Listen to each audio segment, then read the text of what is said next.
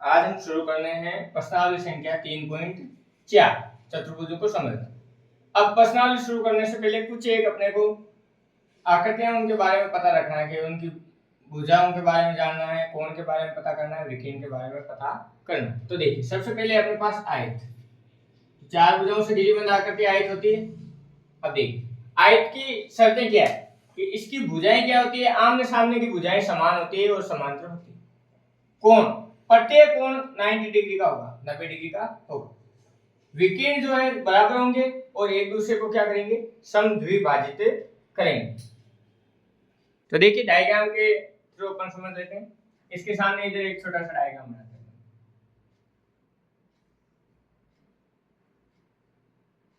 आमने सामने की भुजाएं क्या होगी, बराबर। प्रत्येक कोण कितने डिग्री का होगा, 90 डिग्री। और जो इसके अपन विकीर्ण खींचेंगे वो एक दूसरे को क्या करेंगे, समद्विभाजित करेंगे, अर्थात दो समान भागों में काटेंगे। ये हो गया अपने पास आयत। अब वर्ग, वर्ग की चारों भुजाएं क्या होती है, समान होती है। तो इसके जैसे अपन ने इसका डायग्राम बनाया तो इसकी चारों भुजाएं क्या हो जाएगी, समान। यहाँ बना देते हैं, ये आपस में चारों भुजाएं क्या हो जाएगी, समान होगी। इसके साथ साथ इसका भी प्रत्येक कोण क्या होगा, 90 डिग्री का होगा। तो प्रत्येक कोण कितने डिग्री का होगा, 90 डिग्री का। अपन बना देंगे।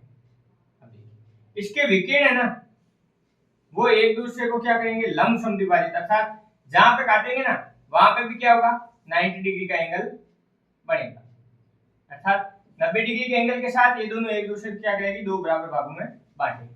तो इतना सा फर्क है, वर्ग और आयत के विकीर्णों में इतना सा फर्क है, वे समद्विभाजित तो करेंगे परंतु ये तो 90 डिग्री पे काटता है जबकि वो 90 डिग्री पे नहीं काटता है। अब देखिए अपने पास है समचतुर्भुज। सम नाम से पता चल रहा है, सम मतलब समान। तो देखिए भुजाएं क्या होगी, सारी सारी समान होगी। सम्मुख कोण क्या होंगे, इसके समान होंगे।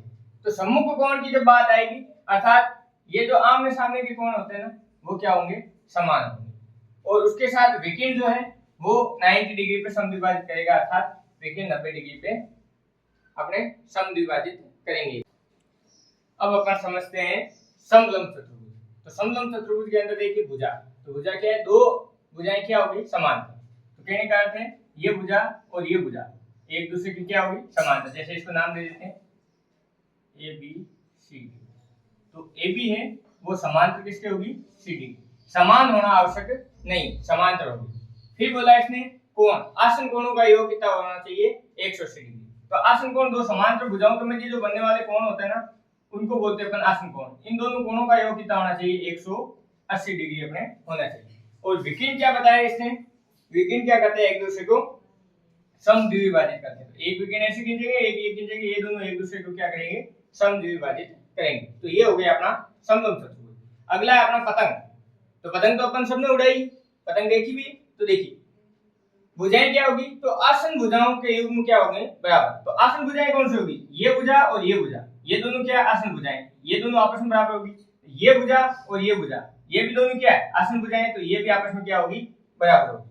फिर इसमें कोण, तो कोणों का युग्म बराबर, कोणों का एक युग्म बराबर होगा, कोणों का एक युग्म बराबर होगा।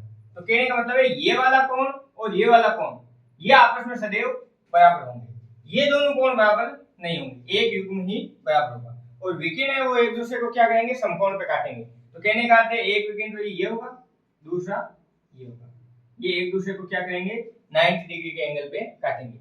इन 5 परिभाषाओं से अपन प्रश्नावली संख्या 3.4 को सरल करना शुरू करते हैं। अब अपन शुरू करते हैं अपना प्रश्न नंबर 1। इसमें पूछा गया बताइए कथन सत्य है या असत्य। तो अपन ने परिभाषाएं पढ़ी है, उसके आधार पर अपने को बताना है कि कथन सत्य है या असत्य है। तो इसने कहा कि सभी आयत वर्ग होते हैं। तो सारे सारे आयत हैं वो वर्ग होते हैं क्या। तो देखिए आयत के अंदर जो आमने सामने की भुजाएं होती है वो बराबर होती है, जबकि वर्ग की क्या होती है, चार भुजाएं बराबर होती है। तो ये बात सत्य नहीं है, तो अपन क्या बोल देंगे इसको, ये क्या है, असत्य। अब ये पूछ रहा है कि सभी समचतुर्भुज समांतर चतुर्भुज होते हैं क्या। तो समांतर चतुर्भुज की सारी बातें इसके अंतर्गत आती है क्या। तो देखिए समांतर चतुर्भुज के आमने सामने की भुजाएं क्या होती है, समांतर और समान। तो समचतुर्भुज की चार भुजाएं समान होती है, मतलब आमने सामने की भुजाएं भी बराबर होती है। समांतर चतुर्भुज की विकिरण जो है वो एक दूसरे को क्या करते हैं, समद्विभाजित करते हैं। और समचतुर्भुज के भी समद्विभाजित करते हैं, उसके साथ एक एडिशनल भी आ गया कि 90 डिग्री पे भी काटते हैं। इसके भी आसन कोणों का योग कितना होता है, 90 डिग्री होता है। और इसके भी आसन कोणों का मतलब समूह कोण है जो समान होते हैं, तो आसन कोण कितने होंगे, 180 डिग्री। तो ये बात बिल्कुल से क्या है अपने सत्य। अब आगे तीसरा अपने पास कि सभी वर्ग समचतुर्भुज और आयत भी होते हैं। तो देखिए समचतुर्भुज और आयत की सारी विशेषताएं जो है वो वर्ग के अंतर्गत है कि नहीं। तो देखिए समचतुर्भुज की भी चारों भुजाएं समान होती है, वर्ग की भी चारों समान होती है। इसके भी विकिरण समद्विभाजित करते हैं और 90 डिग्री पे काटते हैं, तो इसके भी समद्विभाजित और 90 डिग्री पे काटते हैं। और इसके भी आसन कोणों का योग कितना होता है, 180, इसके भी 180। अब देखिए आयत के आमने सामने की भुजाएं अपने क्या होती है, समान होती है। तो वर्ग में चार भुजाएं समान होती है, तो आमने सामने की तो बराबर होती है। विकिरण भी एक दूसरे को समद्विभाजित करते हैं। तो ये सारी विशेषताएं इसके अंतर्गत आती है, परंतु इसकी कुछ एक्स्ट्रा विशेषताएं भी हो सकती है। तो बात अपने ये क्या हो गई, अपने सत्य है कि सत्य है, तो ये क्या हो गई, ये सत्य है। अब आगे देखिए चौथा पार्ट अपने बोल रहा है सभी वर्ग समांतर चतुर्भुज नहीं होते। तो समांतर चतुर्भुज नहीं होते, अगर एक भी घटना इसके अंतर्गत नहीं आती है तो अपन क्या बोलेंगे, नहीं होंगे, सत्य बता देंगे, और नहीं तो ये बात असत्य हो जाएगी। तो देखिए समांतर चतुर्भुज की आमने सामने की भुजाएं क्या होती है, समांतर और समान। और वर्ग की भी क्या होती है, चारों भुजाएं समान, मतलब आमने सामने की भुजाएं क्या होगी, बराबर। तो अपन ने ये बात सत्य बता दी नहीं, ये क्या बोल रहा है, नहीं है, तो अपन इसको क्या कह देंगे, ये घटना क्या है, असत्य। अब आगे पूछा गया अपने को सभी पतंगें समचतुर्भुज होती है। तो समचतुर्भुज की घटनाएं पतंग के अंतर्गत आनी चाहिए। तो समचतुर्भुज की सभी भुजाएं क्या होती है, समान होती है। जबकि पतंग की क्या सभी भुजाएं समान होती है क्या, नहीं, आसन भुजाएं समान होती है। तो ये बात भी अपने क्या हो गई है, असत्य। अब आगे देखिए अपना जो एफ है उसमें बोल रहा है सभी समचतुर्भुज पतंग है। तो पतंग की सारी विशेषताएं किसमें होनी चाहिए, समचतुर्भुज में होनी चाहिए। तो पतंग की पहली विशेषता है कि इसके जो अपने आसन भुजाएं होती है वो समान होती है। समचतुर्भुज की सारी भुजाएं समान होती है, तो आसन भुजाएं समान होंगी। अब पतंग के अंदर एक युग्म बराबर है कोणों का, और समचतुर्भुज में आमने सामने कोण बराबर होते हैं, तो एडिशनल तो हो ही सकता है इसमें एक्स्ट्रा। तो अपने ये बात भी सत्य है। और पतंग समकोण पे काटते हैं, जबकि समकोण पे इसके विकिरण है जो समकोण पे काटते हैं, और जबकि समचतुर्भुज के भी क्या काटते हैं, समद्विभाजित करते हैं और समकोण पे करते हैं। तो बात सारी क्या है, सत्य है। अब आगे सभी समांतर चतुर्भुज समलंब होते हैं। तो समलंब जितने भी हैं वो समांतर चतुर्भुज हैं कि नहीं। तो देखिए समलंब के जो अपने एक भुजा है वो क्या होती है, समांतर होती है, जबकि समांतर चतुर्भुज की सब भुजाएं समांतर होती है। तो अपने ये बात सत्य है। अब समलंब के जो विकिरण है एक दूसरे को क्या करते हैं, समद्विभाजित करते हैं, तो इसके भी समद्विभाजित करते हैं। और इसके आसन कोणों का योग 180 होता है, तो इसके भी एक आसन कोणों का योग कितना होता है, 180 डिग्री होता है। तो ये भी बात क्या है, सत्य है। अब देखिए सभी वर्ग समलंब है, तो समलंब की सारी घटनाएं वर्ग के अंतर्गत आनी चाहिए। तो समलंब के आसन कोणों का योग 180 डिग्री, और इसके भी सभी कोण 90 डिग्री का होता है, तो इसके भी आसन कोणों का योग कितना होगा, 90 डिग्री। समलंब की एक भुजा समांतर होती है, तो इसकी भी सारी भुजाएं समान होती है, तो वो समान के साथ साथ समांतर भी होगी। ये भी इसके भी कोण क्या होते हैं, समद्विभाजित करते हैं, इसके कोण समद्विभाजित करते हैं और 90 डिग्री के एंगल पे भी काटते हैं। तो ये सारी बातें भी सत्य है। तो इसको भी अपन क्या बताएंगे, सत्य। तो इस प्रकार अपना जो क्वेश्चन नंबर जो 1 है वो सरल हो जाता है।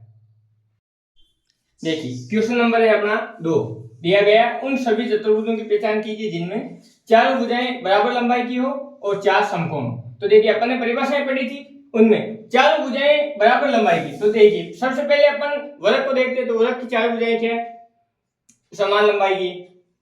आयत को देखते तो आमने सामने की भुजाएं बराबर, चारों भुजाएं समान है। पतंग देखते हैं तो आसन भुजाएं समान है, तो वो भी समान है। फिर समचतुर्भुज है, उसकी भी चार भुजाएं क्या है, बराबर लंबाई की। समांतर चतुर्भुज है तो उसके आमने सामने की भुजाएं समांतर में समान है, और जबकि समलंब है तो दो भुजाएं समांतर है। तो कुल मिलाकर अपने दो ऐसी आकृतियां जिसके अंदर अपने चार भुजाएं समान है। तो पहला तो अपने कौन, वर्ग, जिसकी चार भुजाएं क्या है, समान लंबाई की। और दूसरा अपना समचतुर्भुज, इसकी भी चार भुजाएं क्या है, बराबर लंबाई की। तो ये अपने पहले का आंसर आ गया। दूसरा अपने को पूछा गया चार समकोण। तो चार समकोण वाला देखिए वर्ग है, वर्ग के चार समकोण होते हैं, प्रत्येक कोण जो है 90 डिग्री का होता है। आयत है, आयत का भी प्रत्येक कोण 90 डिग्री का होता है। अब आगे समांतर चतुर्भुज है तो इसके समूह कोण समान होते हैं। समचतुर्भुज है तो उसमें भी समूह कोण समान होते हैं। और अपना जो पतंग है तो पतंग में एक युग्म जो है समान है। तो कहने का अर्थ है दो समकोण सिर्फ अपने एक तो अपने आयत के अंदर है और दूसरा अपने वर्ग में। इस प्रकार अपना क्वेश्चन नंबर जो 2 है वो सरल हो जाता है। क्वेश्चन नंबर है अपना 3, बताइए कैसे एक वर्ग एक चतुर्भुज है, एक समांतर चतुर्भुज है, एक समचतुर्भुज है और एक आयत है। तो वर्ग की क्या क्या विशेषता है उस आधार पर अपने को सबसे पहले देखिए अपने को चतुर्भुज बताना है। तो वर्ग की 4 भुजाएं लिख देते हैं यहां से। वर्ग में 4 भुजाएं हैं, 4 भुजाएं हैं, अतः यह चतुर्भुज है।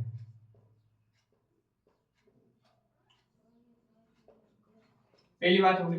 अब देखिए दूसरा, इसने पूछा है समांतर चतुर्भुज है क्या, वर्ग कैसे समांतर चतुर्भुज है। तो देखिए समांतर चतुर्भुज में आमने सामने की भुजाएं समान और समांतर होती है और इसके सम्मुख कोण समान होते हैं। तो वर्ग के भी देखिए प्रत्येक कोण 90 डिग्री का मतलब सम्मुख कोण भी समान है और सारी भुजाएं बराबर है, तो ये समांतर भी है, साथ साथ समान और समांतर है। तो अपन लिख देते हैं वर्ग की आमने सामने की भुजाएं बराबर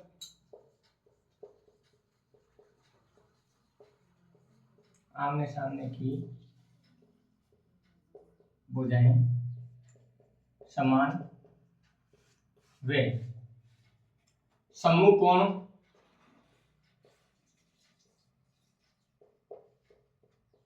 बराबर है, अतः यह समांतर चतुर्भुज भी है, समांतर चतुर्भुज है। दूसरी बात होगी। अब देखिए तीसरा बिंदु पूछा है इसने समचतुर्भुज है क्या। तो समचतुर्भुज के लिए प्रत्येक कोण बराबर या आमने सामने का कोण बराबर और सभी भुजाएं समान। तो यहां से लिख देते हैं वर्ग की सभी भुजाएं समान वे सम्मुख कोण समान है, अतः यह समचतुर्भुज भी है, समचतुर्भुज भी है। अब देखिए चौथा बिंदु इसने पूछा है कि ये आयत है क्या। तो आयत के लिए क्या शर्त होनी चाहिए कि आयत के आमने सामने की भुजाएं बराबर। तो वर्ग की भी आमने सामने की भुजाएं बराबर होती है और आयत का भी प्रत्येक कोण 90 डिग्री है, वर्ग का भी प्रत्येक कोण 90 डिग्री है। तो अपन यहां से लिख देते हैं वर्ग की आमने सामने की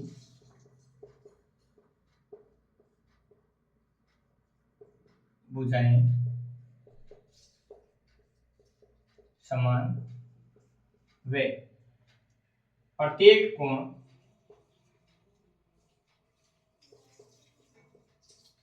90 डिग्री है, अतः यह आयत भी होगा। इस प्रकार अपन ने चारों बातें बता दी है और क्वेश्चन नंबर अपना जो 3 है वो सरल हो जाता है। क्वेश्चन नंबर है अपना 4, उसमें दे रखा है एक चतुर्भुज का नाम बताइए जिसके विकर्ण है जो किसके बराबर है, विकर्ण किसके बराबर। देखिए तो पहला है एक दूसरे को समद्विभाजित करते हैं। तो देखिए आयत की परिभाषा आपने पढ़ी है, तो आयत के विकर्ण जो है वो एक दूसरे को समद्विभाजित करते हैं। वर्ग है उसके विकर्ण भी एक दूसरे को क्या करते हैं, समद्विभाजित करते हैं। समांतर चतुर्भुज है उसके विकर्ण भी एक दूसरे को क्या करते हैं, समद्विभाजित करते हैं। समचतुर्भुज है उसके भी विकर्ण क्या करते हैं, एक दूसरे को समद्विभाजित करते हैं। तो देखिए वर्ग के विकर्ण भी समद्विभाजित करते हैं, आयत के भी क्या करते हैं, समद्विभाजित करते हैं। समांतर चतुर्भुज है उसके भी क्या करते हैं, समद्विभाजित करते ही हैं। और जो समचतुर्भुज है उसके भी क्या करते हैं, समद्विभाजित करते हैं। अब देखिए अब अगला अपने को क्वेश्चन पूछ रहा है एक दूसरे को लंब समद्विभाजक हो। एक दूसरे के लंब समद्विभाजक हो मतलब 90 डिग्री के कोण पे भी काटे और दो समान भागों में भी बांटे। तो देखिए सबसे पहले वर्ग है वो समद्विभाजित के साथ साथ लंब समद्विभाजित मतलब 90 डिग्री के कोण पे काटता है, तो वर्ग इसमें आएगा। आयत है वो समद्विभाजित करता है, लंब समद्विभाजित नहीं करता है। समांतर चतुर्भुज है वो भी क्या करता है, लंब समद्विभाजित ही करता है। अब जो पतंग है वो 90 डिग्री के कोण पे काटती है परंतु बराबर भागों में नहीं बांटती, तो लंब समद्विभाजक में वो नहीं आएगा। अब समचतुर्भुज है वो क्या करता है, लंब समद्विभाजन करता है, तो इसमें क्या लिख देंगे, समचतुर्भुज। ये दो है जो लंब समद्विभाजित करते हैं। अब देखिए आगे कि विकर्ण एक दूसरे के बराबर हो, तो आयत है उसके भी विकर्ण बराबर होते हैं और वर्ग है उसके भी विकर्ण क्या होते हैं, बराबर होते हैं। तो वर्ग और आयत इनके तो विकर्ण आपस में बराबर होंगे, बाकी विकर्ण बराबर होना जरूरी नहीं। तो इस प्रकार अपना क्वेश्चन नंबर 4 है वो समाप्त होता है। क्वेश्चन नंबर है अपना 5, पूछा गया है बताइए एक आयत उत्तल चतुर्भुज कैसे। तो देखिए उत्तल चतुर्भुज तो अपन ने 3.1 पढ़ा था, वहां पे अपन ने आकृतियों के बारे में पढ़ा था, उत्तल और अवतल के बारे में। तो उत्तल वो होती है जिसके प्रत्येक कोण जो अंदर के कोण जो बनते हैं वो 180 डिग्री से कम हो, और जो अवतल चतुर्भुज होता है उसके जो अंदर के कोण है उनमें से एक कोण 180 डिग्री से ज्यादा होता है तो वो अवतल होता है। तो देखिए सबसे पहले आयत की आकृति बना लेते हैं अपन। ये एक आयत की आकृति बना लेते हैं, ये आमने सामने की भुजाएं अपन ने बराबर बता दी, और प्रत्येक कोण कितने डिग्री का है, 90 डिग्री का है। तो इनमें से ऐसा कोई भी कोण नहीं है जो 180 डिग्री से अधिक हो, तो ये उत्तल चतुर्भुज हो गया। तो अपन यहां से एक पंक्ति में लिख देते हैं, आयत के सभी कोण 90 डिग्री के हैं, इसलिए यह उत्तल चतुर्भुज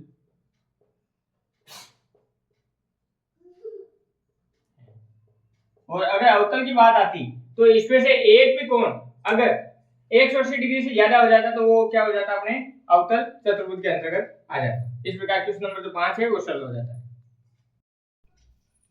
क्वेश्चन नंबर है अपना 6, देखा है एबीसी एक समकोण त्रिभुज है। तो देखिए अपन ने एबीसी एक समकोण त्रिभुज बना दिया और बिंदु ओ समकोण की सम्मुख भुजा का मध्य बिंदु है। तो ये समकोण है, यहाँ पे इस जो ओ है ना वो इसका मध्य बिंदु है, ठीक बात है। बताइए कैसे ओ बिंदु ए बी सी के समान दूरी पे स्थित है। तो इसको ए बी सी से समान दूरी पे अपने को बताना है। तो समान दूरी से बताने के लिए मैं सबसे पहले बोलता हूं ये जो ओबी दूरी है इसको डी तक बढ़ाते हैं। तो यहां से लिखते हैं अपन ओबी को बिंदु डी तक बढ़ाया। अब डी तक बढ़ाने के बाद डी को ए व सी से मिलाना अपने को, डी को ए व सी से मिलाया। डी को ए और सी से मिलाने से अपने को एक आकृति प्राप्त हो रही है आयत की। तो अपने पास एक एबीसीडी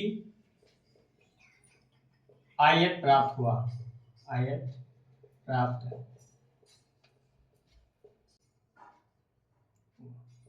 अब देखिए एक आयत मिल गया है, तो आयत के जो विकर्ण होते हैं वो समान होते हैं। तो देखिए अपने को दे रखा है AC बराबर है BD, मैं लिख लेता हूं और यहां पे ब्रैकेट में लिख देता हूं क्योंकि आयत के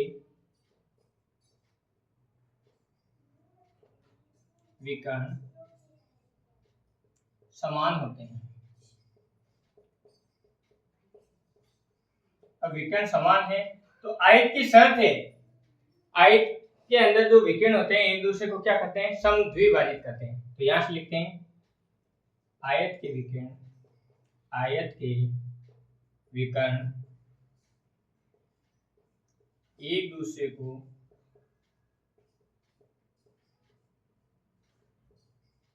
समद्विभाजित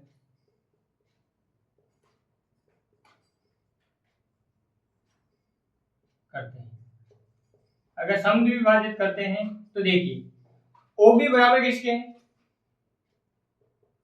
OB बराबर है OD और OA बराबर है OC के, और विकर्ण आपस में बराबर है क्योंकि आई के विकर्ण समान है, तो ये चारों बिंदु आपस में समान होंगे, तो अपन लिख देंगे OB बराबर OD बराबर है OA बराबर में OC।